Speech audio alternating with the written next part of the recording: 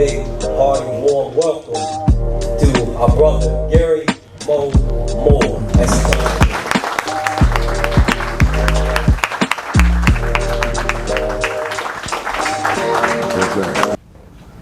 Men rise up. Amen. We are empowered by God's grace. And I'm going to tell you something. I've been searching, I've been looking for some leaders that can help to bring people together in a world that is divided, man.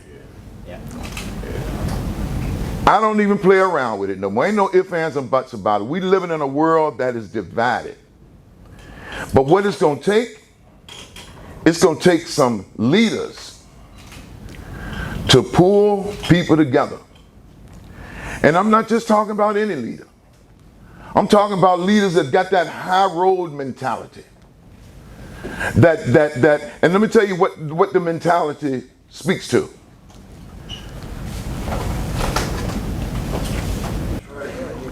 And that's what I mean when I say, become your own general manager of your own life before you can help anybody else. You see, I've been in the basketball world for almost 30 years. I know what the general manager, I know what the GM does. He calls all the shots. He's the guy that makes all of the difficult decisions. He's the guy that hires, he's the one that fires, he makes all the rules for the players to play the game. Now, I'm telling you that it's time for us to be the GM of our lives. Just manage your life. And that will help to bring people together in a way that it hadn't happened in a while. It begins with us. As men, we got to rise up and be the general manager of our lives. It takes a mentality, a high road mentality. And you hear me speak of this high road mentality? High road is simple. You care more about the success of others than you do yourself. That's right. As I started studying and reading John Maxwell's book of High Road Leadership, one of the things that I realized from the first chapter that I read, man, I've been a high road leader all of my life. Because that's all I've ever cared about is somebody else's success. I left a good job at Hampton University, one of the best jobs that I've ever had. I left it, the comfort. I knew that I had a check coming every month. I could pay my bills. I was staying there at 15 East Davis Road.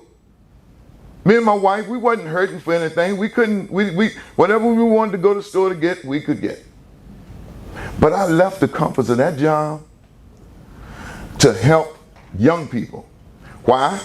Because I was going through something in my life, and I used those young people to help me to come out of the wilderness that I was in. Because let me tell you something. When I was 17 years old, I had just graduated from high school. Me and my friends, Wayne, Reeves, we were ready to go, man. We had scholarships all over the place. And tragically, one day, because of a bad decision, I lost my best friend to senseless gun violence. And back then in 1973, 74, we knew nothing about gun violence. Any problem we had, we handled it with these.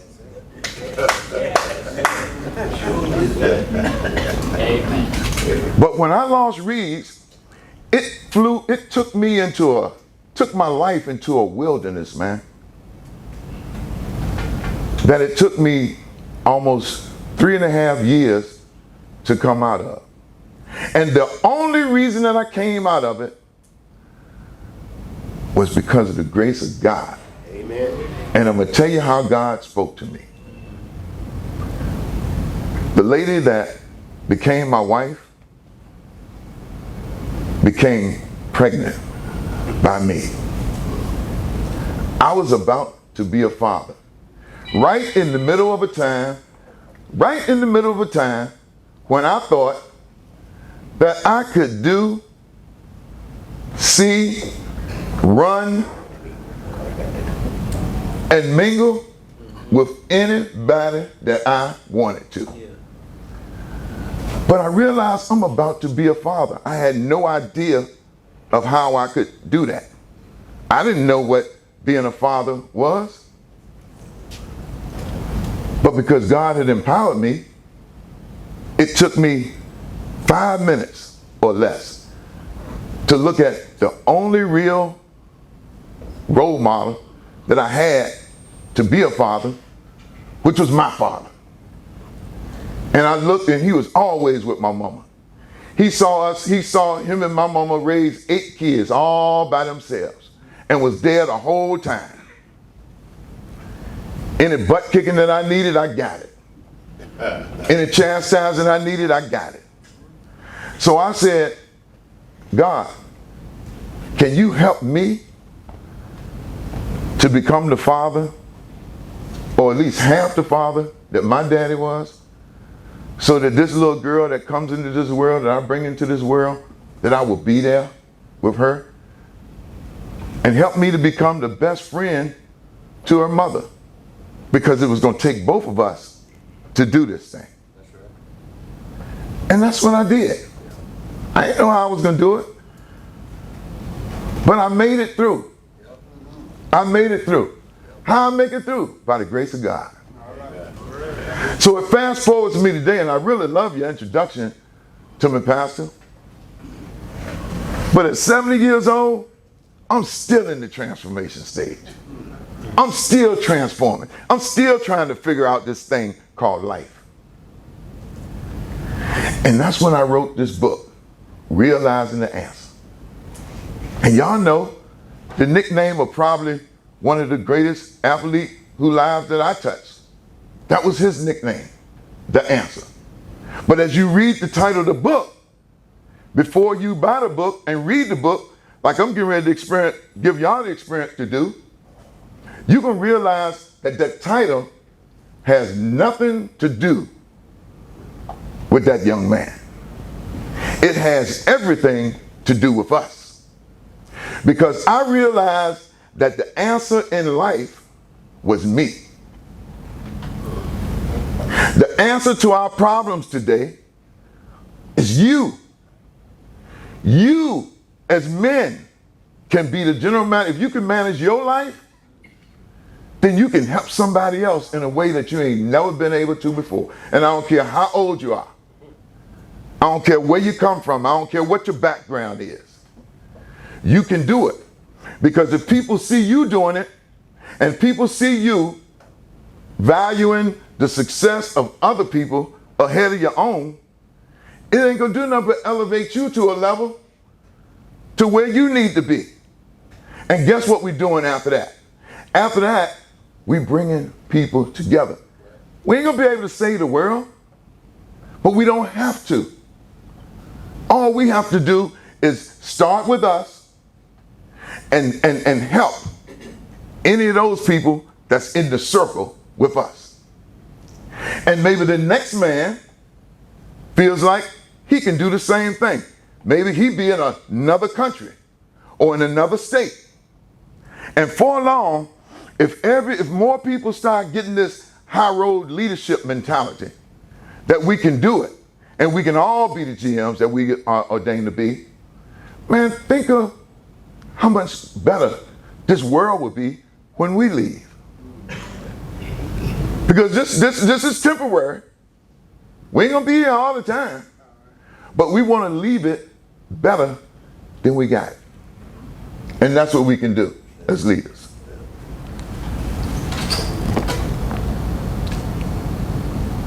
As I say to you, that we can be the leaders that we are ordained to be? I want to give you an example of just how long ago I was being that high road leader and using high road leadership. Let's look at chapter 5 of that book. Chapter 5 is entitled Wonderkind. And right there, that first quote, I tell you that wonderkind, the definition, is a true athletic wonder to behold, and a special kind of spirit in every sense of the word. Now you would think, man, he's talking about some great athlete. That is the description of a child. Any child is the wonder kind. Because God put him on this earth to wonder what he would be someday. And we as men can help him to develop if we're willing to sacrifice some of our own wants and desires for the success of them. And I just use that as an example of it. The first paragraph of the first chapter. It wasn't long before I extended the invitation to Wonderkind to join the Raiders. I used to coach Aberdeen Raiders. After a couple more visits, I could see his love for the game. I knew he wanted to play and that he could himself help to play organized football. Once he turned 9, he officially joined our team and played both football and basketball, but his focus was primarily football. Now you know I'm talking about AI right there, but I ain't got to be. I could be talking about your son. I could be talking about yours. All you have to be is a wonder. You just wonder, what could I be? Little Sherrod back there. He can be one of the greatest soccer players that ever played this game. If he had enough encouragement from his daddy and his daddy's friends and his mama friends to make him believe that he could do it. And that's what I was doing in this book, man. I was using every kid that I came in contact with to let them know that it does not have to stop with their dream. Javanka Lewis, a young lady who used to come to all of my football practices all the time. And she could play football just as good as any boy I had on that team. And if it was fair for me to play a girl at football, I would have. But when Javanka grew up, Javanka turned out to be one of the greatest basketball coaches and empowering individuals that she ever could be. And I asked her one day, Javanka, what's the biggest thing you took away from those games? And why were you at all my football practices when you could have been over there working with the cheerleaders and doing whatever you had to do? She said, Coach Mo, because you actually saved my life. Because the only reason me and my brother was out there at every football practice was I had to get away from the abuse that was in my house. I was being sexually, physically, and mentally abused by the man who was supposed to be my father. And this young lady told me this and told me that I inspired this in her. I had no idea, Sherrod. But those were the kind of stories that we can have and we can share with one another if we are willing to take that mentality and pull people together in this divided world that we live. I'm going to go one step further. The more time that we spent together, the more he started to open up, as if he had been waiting for the opportunity to confide in someone all of his life. See, young people, they ain't just out here gangbanging and stirring up trouble and robbing places and shooting up people and trying to hurt themselves. All they really want sometimes is somebody who's willing to listen to them, man. Someone who's willing to hear them instead of telling them. Because mind you, us as older people, we have to be able to tell you something, but there's no way that we can teach people until we ourselves can become teachable. That's how we can make it better. That's how we can make this world better. That's how we can start by just the people in this room understanding that life journey that I was on, them 146 pages of that book will share you things that you never imagined that somebody could go through for the success of somebody else. And in the end, it helps all of us. And I'm going to tell you, when you're doing it, don't keep score. Don't keep score. Keep track. Because if you keep score, you're going to tick somebody off. And somebody's going to go in that direction instead of the direction that you're trying to take them. What you mean by keeping score, coach? Keeping score? I had a young man tell me one day, when I decided that I wanted to do something on my own to help somebody else, because it just don't stop with just one person, you want to keep helping other people too. What he said to me was, how in the world can you leave me when I did this for you, and I did that for you, and I did that for you? When I figured out you're keeping score, you don't have to worry about doing nothing else for me, because I can see that you're keeping score. That destroyed what a relationship could have been. And I don't want us to go there. It's too critical of a time. We too serious of people. We don't have all this time left to make mistakes. We have to get it, and we have to get it now. So don't keep score. Just keep track. Remember the things that you do for people. Because when you get up there with God, He gonna have an account of everything that you did. Right. All you're gonna be doing is verifying it. That's it. Yes, I did that, Jesus. Yes, I did, God. I did that. Yes. I'm proud of you, boy. Good, my good and faithful servants. Well done. That's what we want, man. And that's what we want to do. And that's how we want to live. And that's how we want to bring this world together. I'm telling you, I'm on to something now with this I'm on to something with this Realize Nancy. You gotta get the book. Read the book and don't play around with it. Go on and read it, because I got real life-changing stories in there. Hell, I met Larry Brown, one of the greatest basketball coaches to ever coach. Larry Brown wrote the foreword for this book. You know why he wrote the foreword? Because he told me, and I was shocked again. He told me that my input with him and how I helped him to understand a young man, the personal side of a young man that he would never have been able to do without my assistance.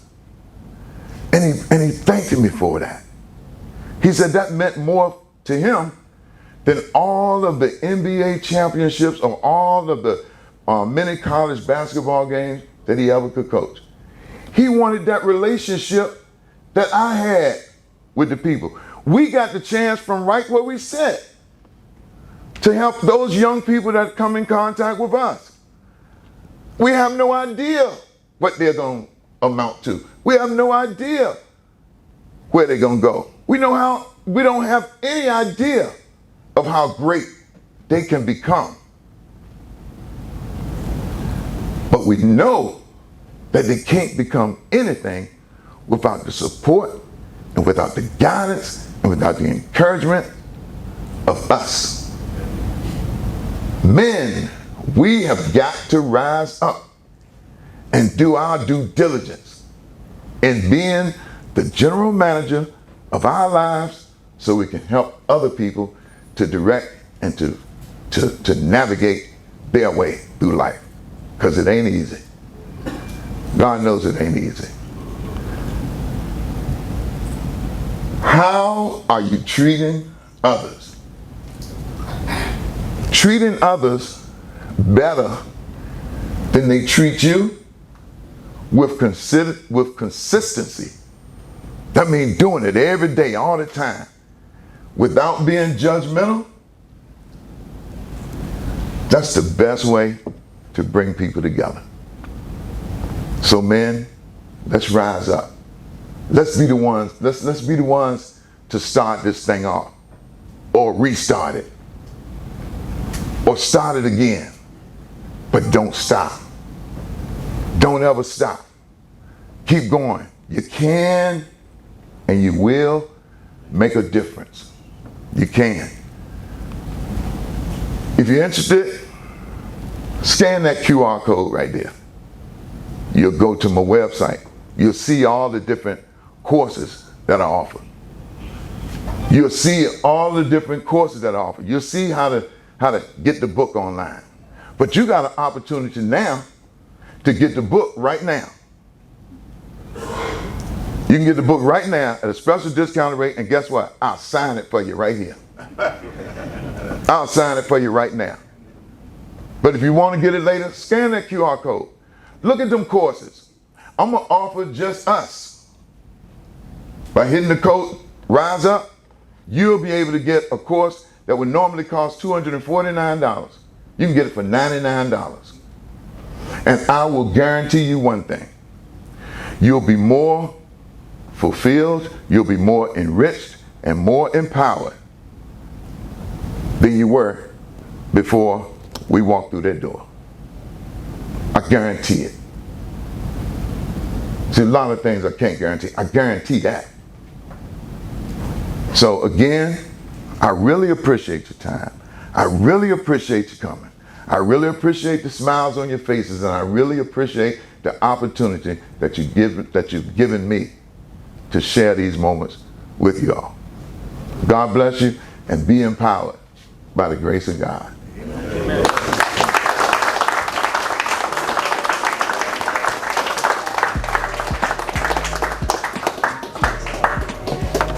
Amen. Yes, sir. Yes, sir. Thank you. Come on, let's show them some more love. Let's show them some more love.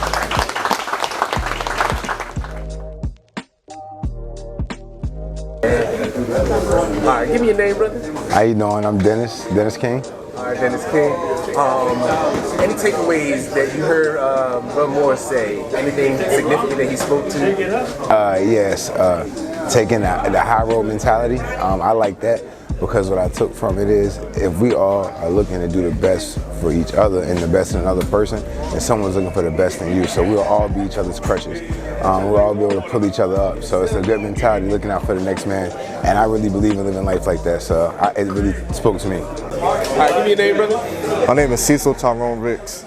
Nice to meet you. Nice to meet you. Any takeaways from Coach Moore's speech today? Yes, sir. Coach Moore made a lot of excellent points. And like I always talk with my homeboys is that I personally believe that there's an identity, masculinity, and manhood crisis that we're experiencing right now with this social media age. And like Brother Moore was talking about, it's up to us to look out for the next generations, to care about other people than ourselves.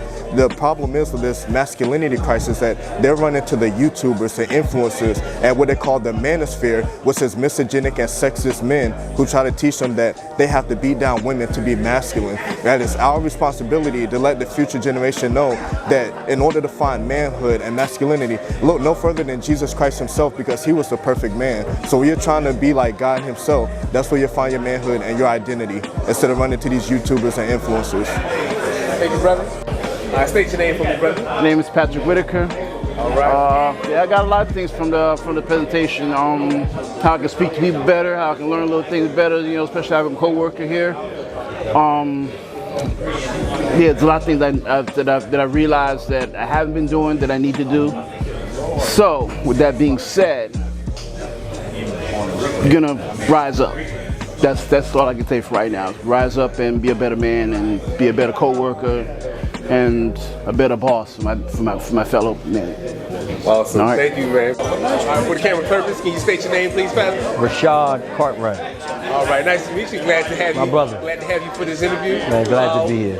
Any takeaways from Coach Moore's speech today at your men's breakfast? Man, it was powerful. You know, he highlighted his book, Realizing the Answer. And every brother, every journey that we have, there's an answer that we have that lies within us.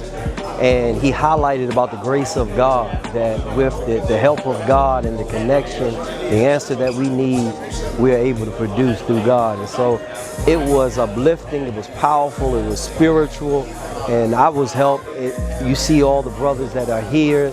Look, they haven't even gone home yet, and see Brother Moore signing books because they heard his story and they was helped by it. And so I'm grateful that he came and shared his story, that it helped others as well as myself. Thank you, Pastor. Appreciate you, man. All right, for the camera, please state your name. Terrell. Thank you, Terrell. Good to meet you, Terrell. Yes, sir. Any takeaways from Coach Moore's presentation today? What was that? Any takeaways from Coach Moore's? One thing that I like that he said that Mr. Moore said was being willing to treat others better than you do yourselves, and being willing to help others more than you helping yourself, and how you can be blessed from that. And so I definitely got something from that, and that's something that I already have been in the process of.